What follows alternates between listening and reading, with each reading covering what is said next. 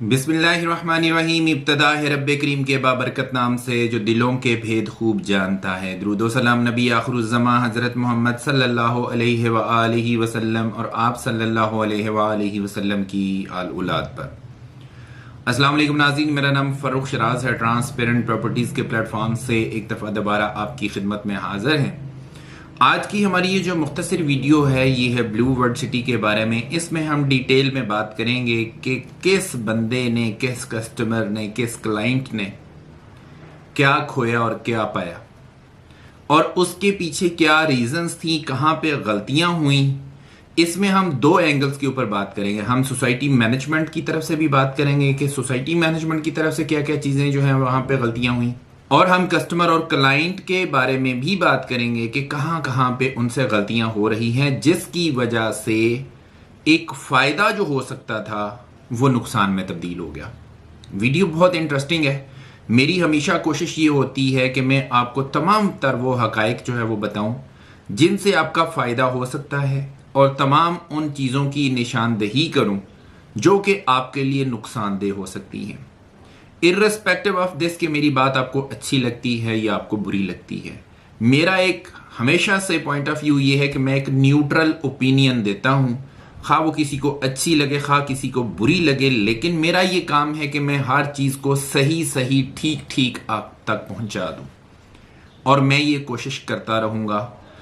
और इसी कोशिश की वजह से ही आप लोग जो है वो हमारी वीडियोस भी देखते हैं। इससे पहले कि मैं अपनी वीडियोस का बाकायदा आगाज करूं, आप लोगों से गुजारिश है मेरे चैनल को सब्सक्राइब कर लें, साथ में लगे हुए बेल आइकॉन को क्लिक कर दें और ऑल का नोटिफिकेशन ऑन कर दें, ताकि इस तरह की इंफॉर्मेटिव वीडियोस आपको आइंदा भी मिलती रहें। सबसे पहली बात हम करेंगे कस्टमर, क्लाइंट और व्यूवर की। देखिए, जैसा कि मैंने आपको बताया कि हम आज की वीडियो कर रहे हैं ब्लू वर्ल्ड सिटी के बारे में। सबसे पहले तो आपने ये सवाल अपनी जात से पूछना है कि ब्लू वर्ल्ड सिटी किसका प्रोजेक्ट है। क्या ये सोसाइटी का प्रोजेक्ट है या कि आपका प्रोजेक्ट है?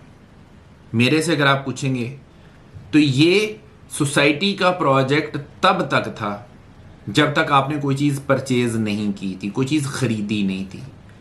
जब आपने कोई चीज़ खरीद ली, कोई परचेज कर ली, वहां पे अपनी इन्वेस्टमेंट कर दी, वहां पे अपने खून पसीने की कमाई जो है वो इन्वेस्ट कर दी, now this is your project.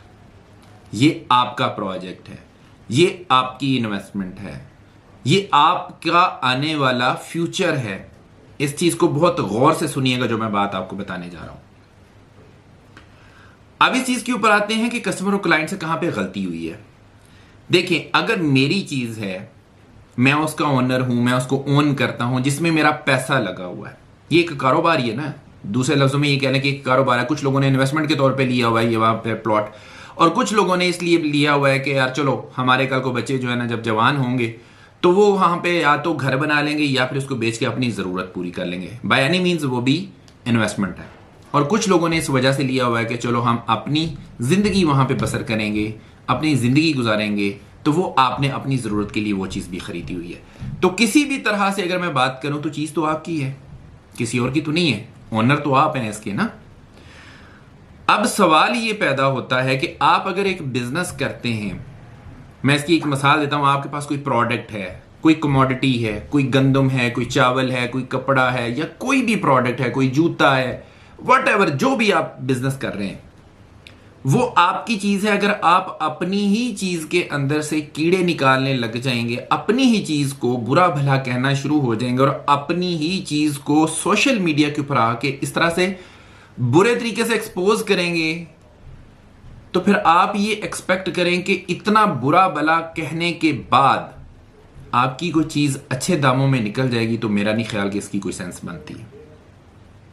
तो कस्टमर और क्लाइंट्स जिनकी यहां पे इन्वेस्टमेंट है, उनको मेरा भाइयों वाला मशवरा है, ये आपका प्रोजेक्ट है, ये आपकी इन्वेस्टमेंट है, ये आपकी खून पसीने की कमाई है। किसी की बातों में आके इसको ओपनली बुरा भला कहना छोड़ दें।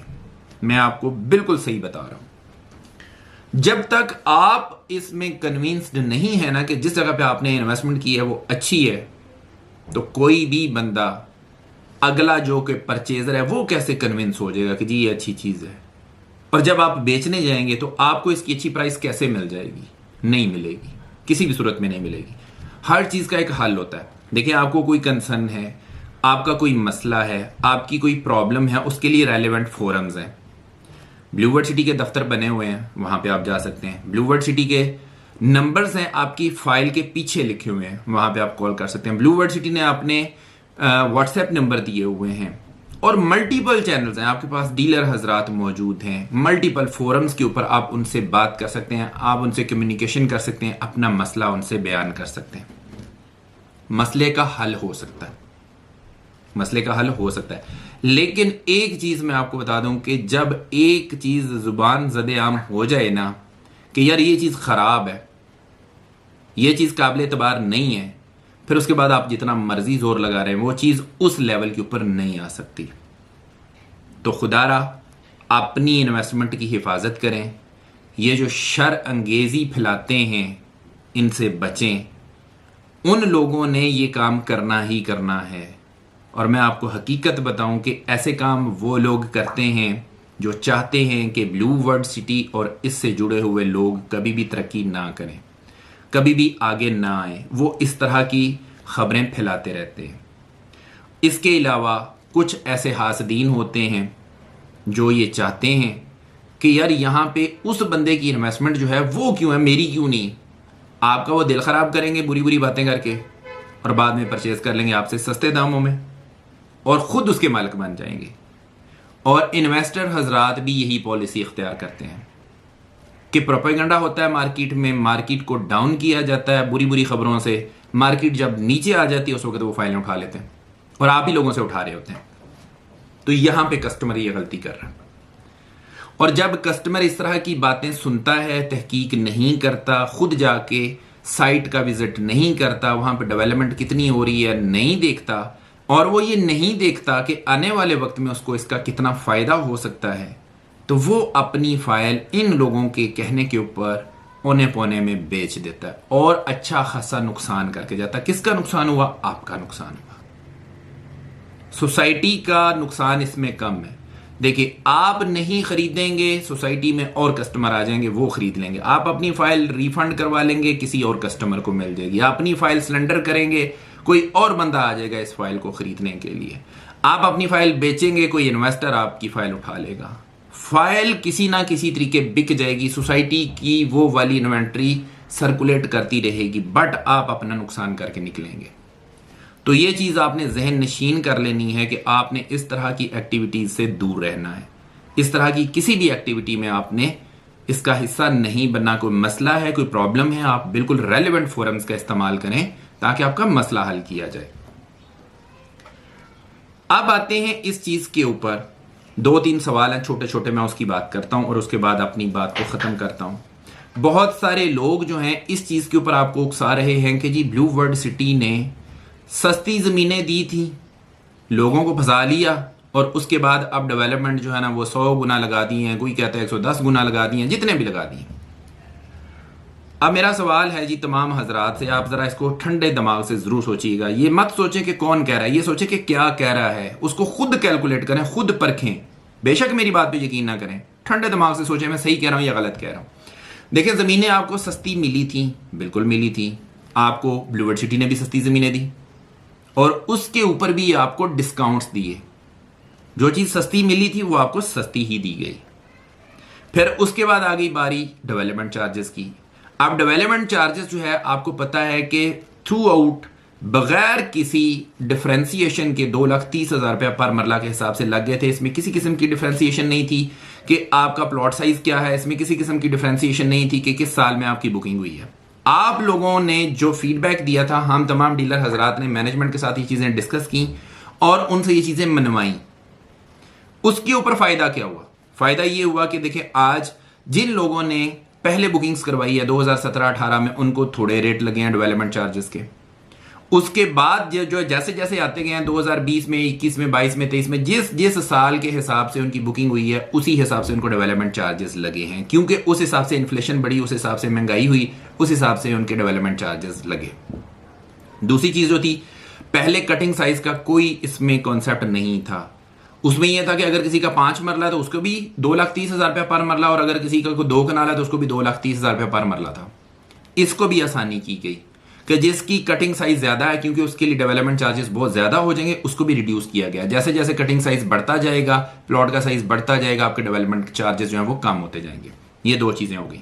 तीसरी चीज जो कि सोसाइटी ने आपके लिए की है वो ये की है कि आप अगर 30 जून 2024 तक अपनी कॉस्ट ऑफ लैंड भी कंप्लीट करते हैं, अपनी डेवलपमेंट चार्जेस भी कंप्लीट करते हैं 100%, तो आपको क्या फायदा होगा? इसमें 2 फायदे होंगे। एक तो यह कि आपको किसी भी जगह पे अगर आपका प्लॉट अलॉट किया गया है, उसको उठा के पोजेशन अवेलेबल एरिया जो है ना वहां पे ले आया जाएगा।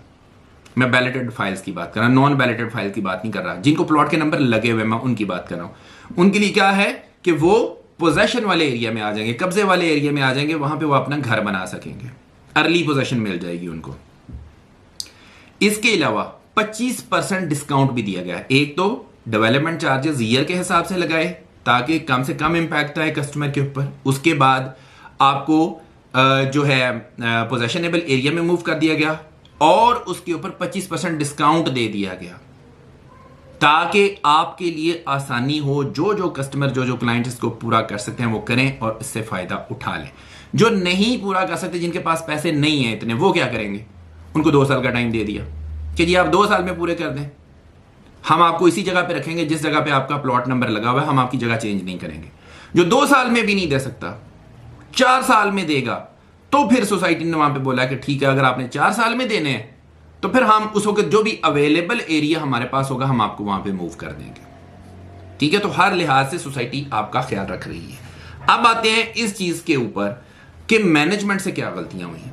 ब्लू वर्ल्ड सिटी की मैनेजमेंट जो है उससे क्या गलतियां हुई हैं। देखें जी, ब्लू वर्ल्ड सिटी की मैनेजमेंट से जो गलती हुई है ना, मेरे हिसाब में वो ये है कि उनको पहले थोड़े थोड़े एरियाज जो है ना उनको डेवलप करना चाहिए था, साथ साथ में डेवलप करते जाते और हैंड ओवर करते जाते, कब्जा देते जाते, ताकि वहां पे लोग आबाद होना शुरू हो जाते। ये काम उनसे मिस हुआ है, मैं ये समझता हूं। मास वाइज जनरल ब्लॉक के सेक्टर 1 सेक्टर 2 के और किसी जगह पे भी जो है ना वो कब्जा नहीं दिया गया।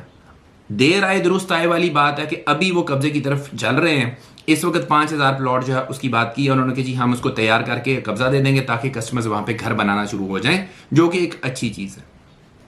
दूसरी चीज जो मिस हुई है वो ये है कि मैनेजमेंट को कैलेंडर जो है वो जारी करना चाहिए, डेवलपमेंट कैलेंडर जारी करना चाहिए। उसमें बताना चाहिए कौन सा डिस्ट्रिक्ट, कौन सा ब्लॉक किस साल में किस महीने तक डिलीवर होगा, ताकि कस्टमर को, क्लाइंट को पता हो कि उसको कब प्लॉट मिलना है। ये बहुत जरूरी है। ये अगर आप करेंगे आपकी मैनेजमेंट बेहतर होगी, हर बंदे को पता होगा कि जी ये वाली तारीख है, इस तारीख के अंदर अंदर मुझे मेरा प्लॉट डेवलप होकर मिल जाएगा। तीसरी चीज, मैनेजमेंट को एनओसी के ऊपर बहुत ज्यादा फोकस करने की जरूरत है। आपका ये वीक पॉइंट है, मैं मैनेजमेंट से बात कर रहा हूं, ये आपका वीक पॉइंट है। लोग इसको मैनिपुलेट करते हैं, आपके खिलाफ इसको प्रोपेगेंडा के तौर पे इस्तेमाल करते हैं। हालांकि आपके पास जमीनें भी मौजूद हैं, आप डेवलपमेंट भी कर रहे हैं, आपने कब्जे दिए भी हैं और देने भी जा रहे हैं, आप बैलेटिंग्स भी कर रहे हैं, आप हर लिहाज से चीजें ठीक कर रहे हैं। लेकिन चूंकि सबको पता है कि आपके पास एनओसी नहीं है, इसलिए वो आपके ऊपर प्रेशर डालते हैं, इस चीज को मैनिपुलेट करते हैं, इसको प्रोपेगेंडा करते हैं और आपके कस्टमर और क्लाइंट्स को खराब करते हैं, उनको डीमोटिवेट करते हैं, उनको परेशान करते हैं। ये चीज आपके हक में बेहतर नहीं है। इसकी तरफ जितना जोर लगा सकते हैं लगाएं और एज सुन एज पॉसिबल इसका एनओसी लिया जाए। ये जी कस्टमर का भी मैंने आपको बता दिया, ये मैंने आपको मैनेजमेंट का भी सारा कुछ बता दिया कि किस किस ने कहां कहां पे बॉल ड्रॉप की है। आखिरी चीज, एक चीज मैं आपको जाते जाते बता दूं। देखें, एक जो सवाल है ना जिसका मैंने पहले भी जिक्र किया कि जी जमीन सस्ती थी, डेवलपमेंट चार्जेस उससे दुगने लगा दिए या ज्यादा लगा दिए, तो भाइयों एक चीज याद रखो, आप जमीन की कीमत और डेवलपमेंट चार्जेस दोनों इकट्ठे कर लें, फिर भी ये वाली सोसाइटी सस्ती है। अगर लोगों के ख्याल में ये है कि ये गरीबों की सोसाइटी नहीं रही, तो ऐसा नहीं है, ये गरीबों की ही सोसाइटी है, ये फिर भी सस्ती है, इसमें फिर भी आपको फायदा। किसी भी ऐसी सोसाइटी के साथ इसका कंपैरिजन कर लें जिसमें एमिनिटीज ब्लू वर्ल्ड सिटी जैसी हों। वैसे तो ब्लू वर्ल्ड सिटी के अंदर जो एमिनिटीज हैं वो किसी दूसरी सोसाइटी में है ही नहीं है, फ्रैंकली स्पीकिंग, लेकिन फिर भी किसी अच्छी सोसाइटी के साथ इसका जब आप कंपैरिजन करते हैं तो आप खुद देख लीजिएगा कि उसका प्लॉट और इसके प्लॉट में फिर भी अच्छा खासा डिफरेंस होगा। 35 से 40% का डिफरेंस होगा। 35 से 40% आपका ब्लू वर्ल्ड सिटी का प्लॉट सस्ता होगा दूसरी सोसाइटी से। तो मेरा ये ख्याल है कि आपको इन तमाम हकाइक के ऊपर देख के, सोच के और फिर जो है वो अमल करने की ज़रूरत है। इन चीज़ों से आप खुदारा अपने आप को बचाएं ताकि आप अपनी इन्वेस्टमेंट जो है ना उसको सेव रख सकें। अपनी चीज़ को कभी बुरा भला मत कहें। मसले हैं, उनका हल मौजूद है। रेलेवेंट फोरम के ऊपर बात करें। मैं उम्मीद करता हूं कि मेरी आज की वीडियो आपको पसंद आई होगी। इसी के साथ अपने होस्ट फर्रुख शराज को इजाज़त दीजिए। नई वीडियो नए टॉपिक के साथ दोबारा आपकी खिदमत में हाजिर होंगे। अपना बहुत ख्याल रखिएगा, हमें अपनी दुआ में याद रखिएगा। अंटिल नेक्स्ट टाइम, अल्लाह निगहबान।